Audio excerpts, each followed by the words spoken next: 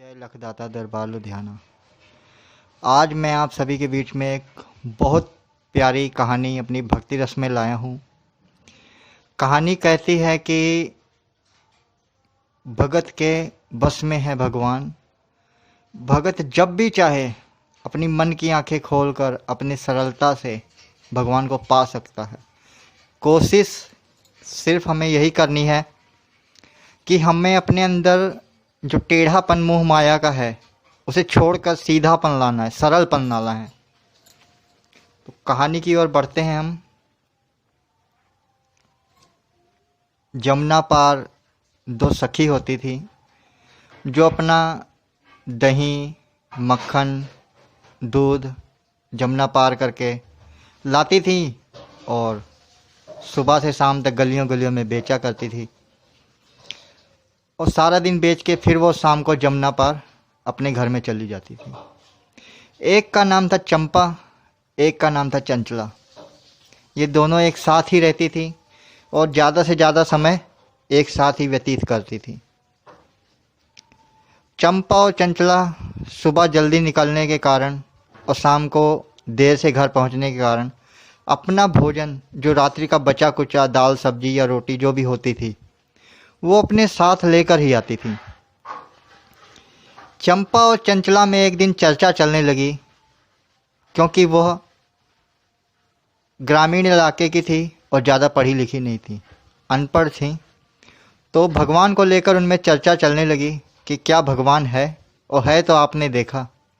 तो चंचला का जवाब था हाँ भगवान है और मैंने उन्हें देखा है। भगवान है और मैंने उन्हें देखा है। कहाँ पर? भगवान है साधु की झोली में। तो चंपा का जवाब था कि मैंने तो कभी नहीं देखा। तो चंचला ने जवाब दिया जो साधु बाबा अपनी झोली में रखते हैं और समय समय पर उन्हें निकाल के नहलाते हैं, धुलाते हैं, भोग लगाते हैं, वही तो भगवान है।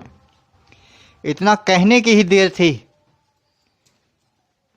कि चंपा को एक साधु बाबा दिखाई देते आते हुए। तो चंचला ने प्रश्न किया वह साधु बाबा आ रहे हैं? तो चंपा ने उत्तर दिया क्या वह मुझे भगवान के दर्शन कराने आ रहे हैं? इतने देर में ही साधु बाबा उनसे थोड़ी सी दूर यमुना किनारे अपने सारे वस्त्र उतार कर अंगोछा लपेट कर अपनी झोली रखकर दैनिक क्रिया शौच निर्वृत्त होने के लिए जाते हैं। तो चंपा और चंचला के दिमाग में एक शरारत होती है क्यों ना आज भगवान को देखा जाए। तो उन्होंने झोली के सारे सामान निकाल कर उथल पुथल कर दिया।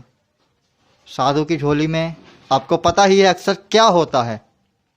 साधु की झोली में सिर्फ और सिर्फ भगवान के लिए गोपी चंदन, उनके श्लोक, उनकी कहानियाँ पढ़ने के लिए गीता की पुस्तकें और माला जाप करने के लिए तुलसी की माला होती है। यह सभी देखकर वह बहुत निराश हुई कि आज हमें भगवान के दर्शन नहीं हुए। तब तक उन्होंने देखा कि एक और डब्बा था छोटा सा और उन्होंने उस डब्बे में देखा कि एक लाल कपड़े में लपेटे हुए एक छोटी सी रघुनाथ जी की मूर्ति थी, बैठे हुए स्वरूप थे। उन्होंने उसको निकाला और बोला चंचला देखो भगवान के हमें दर्शन हो गए। उन्होंने उनको देखा, बैठे हुई आकृति थी रघुनाथ जी की। उन्होंने उस स्वरूप को बोला आप क्यों डर रहे हैं? अब तो साधु महात्मा है नहीं, आप सीधे खड़े होइए। आपके हाथ पैर टेढ़े हुए हैं, मुड़े हुए हैं, आप काफ़ी दिनों से ऐसे हैं, आप कृपया खड़े होइए। अब आपको डरने की ज़रूरत नहीं है, साधु बाबा नहीं है यहाँ पर। भगवान तो भगवान थे, भगवान भी वो उनकी माया देख रहे थे। उन्होंने उन्हें मक्खन खिलाया, दही खिलाया और उसी दही से मक्खन से उनकी मालिश की। बोला अब तो आप उठ जाइए, खड़े हो जाइए। इतनी देर में ही भगवान का स्वरूप खड़ा हो गया और उन्होंने अपने आप को बहुत धन महसूस किया। तभी तक उधर से साधु आ रहा था। साधु ने देखकर क्रोध में कुछ कहना चाहा, पर साधु की प्रतिदिन की आदत थी कि जब तक वह स्नान नहीं करता था वो बोलता नहीं था, वो मौन रहता था। साधु ने फटाफट स्नान करके जल्दी जल्दी आया और कुछ बोलता कि उसने देखा कि मेरे रघुनाथ जी की मूर्ति जो बैठे हुए स्वरूप थे वो तो खड़े हुए हैं, ये तो स्वयं भगवान प्रकट हो गए। तो उन्होंने भगवान को देखकर साष्टांग प्रणाम किया, दंडवत प्रणाम किया, और जैसे ही भगवान का स्पर्श हुआ, साधु ने जैसे स्पर्श किया भगवान के चरणों को, भगवान की मूर्ति फिर बैठे स्वरूप में आ गई। तो दोनों सहेलियां चंपा और चंचला कहती, देखो भगवान इनसे कितना डरते हैं। इसने जैसे ही भगवान को हाथ लगाया वो डर के मारे फिर बैठ गए। और साधु ने उस मूर्ति को, उस स्वरूप को, बैठे हुए रघुनाथ जी के स्वरूप को डब्बे में रखकर चल पड़ा और भगवान से शिकायत करने लगा कि मेरे में ऐसी क्या कमी थी जो इन अनपढ़ और अबला के कहने पर आप उन्हें स्वयं दर्शन दे दिए, और मैं आपको स्वयं जो प्रातःकाल स्नान कराता हूँ, भोजन कराता हूँ, भोग लगाता हूँ, गोपी चंदन का तिलक करता हूँ, वो आपने मुझे कभी दर्शन नहीं दिए। तो भगवान का कथन था कि संत, मैं सीधे के साथ सीधा और टेढ़े के साथ टेढ़ा हूँ। अभी तुम्हारे अंदर वह सीधा, वह सरलपन अभी नहीं आया जो उनके अंदर था। जिस भाव से उन्होंने मुझे बुलाया, जिस भाव से उन्होंने मेरी सेवा की, वह भाव अभी तुम्हारे अंदर नहीं था।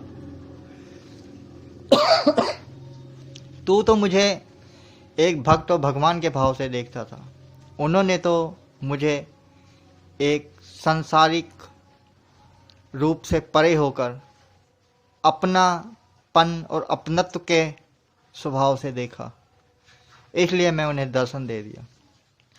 तो उधर वो भगवान को कहते हुए जा रहा है, इधर चंपा और चंचला कहती हैं दो शब्द साधु के लिए।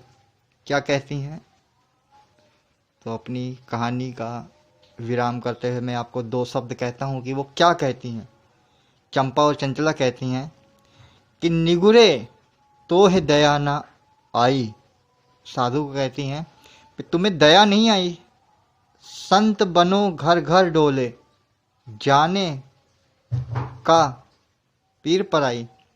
कि तुम्हें भगवान का दर्द महसूस नहीं हुआ जो डिब्बे में इतने दिनों से इकट्ठे हुए पड़े हैं। निगुरे तो है दया न आई, जाने कब से यो डिब्बा में, जाने कब से यो डिब्बा में, राखे शिशु से रघुराई। छोटे बालक के रूप में भगवान को तुमने रख रखा है डिब्बे में, उनको दर्द, उनके अंग को दर्द नहीं होता होगा। वो कहती हैं अंग अंग किए बक्र बावरे, उनके अंग टेढ़े हो गए हैं। साधु बनने आता ताई, तुम साधु हो कि दुष्ट हो? निगुरे तो है दया न आई, निगुरे तो है दया न आई, निगुरे तो है दया न आई। भी तुम्हारे अंदर इतना गुण होते हुए भी तुम साधु हो, संत हो, भगवान की सेवा करते हो, फिर भी तुम्हें दया नहीं आई कि मैंने भगवान के साथ ऐसा किया, मुझे नहीं करना चाहिए। तो इसी वाणी के साथ मैं अपनी वाणी को विराम देता हूँ। आज की कहानी आपको कैसे लगी? आप हमें फेसबुक पर सेवादार दरबार दें, YouTube channel Dev's good life और व्हाट्सएप पर हमारे ग्रुप से जुड़ सकते हैं। 9247200786 9646246991।